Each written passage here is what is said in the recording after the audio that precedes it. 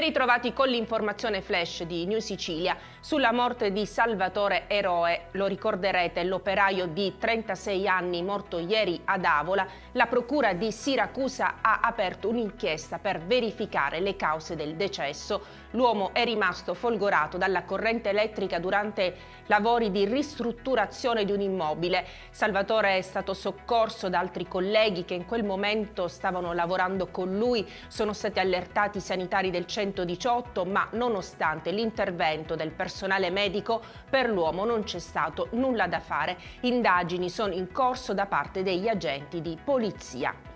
Incidente stradale ieri sera intorno alle 22 lungo l'autostrada Messina-Palermo, coinvolte 3 auto con un bilancio di un ferito. Per cause da accertare, 3 mezzi si sono scontrati all'altezza dell'autogrill nei pressi di Tindari Sud, nel territorio di Patti, in provincia di Messina.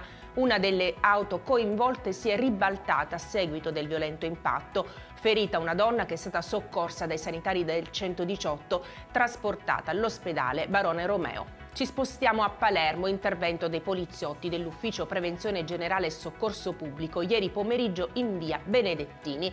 Su linea di emergenza 112 un cittadino aveva segnalato una lite. Si scoprirà che è stata scaturita per futili motivi ed è degenerata dalle parole ai fatti. 2 persone si sono infatti affrontate, una era armata di coltello. Il responsabile, un palermitano, è stato indagato in stato di libertà per il reato di porto abusivo di arma da taglio. Cambiamo argomento e parliamo di cambiamento climatico, siccità, abbassamento del livello del mare. Sono temi di forte attualità e in agenda dei governi di tutto il mondo per attuare politiche di sostenibilità ambientale e sensibilizzazione dei cittadini. Abbiamo intervistato Carmelo Giovanni Monaco, professore ordinario di geologia strutturale dell'Università di Catania, per approfondire l'argomento e anche capire le conseguenze che questo fenomeno può avere per le città costiere. Parliamo appunto dell'abbassamento del livello del mare. L'intervista integrale è sul nostro sito newsicilia.it. E con questa notizia è tutto, grazie per averci seguito e arrivederci.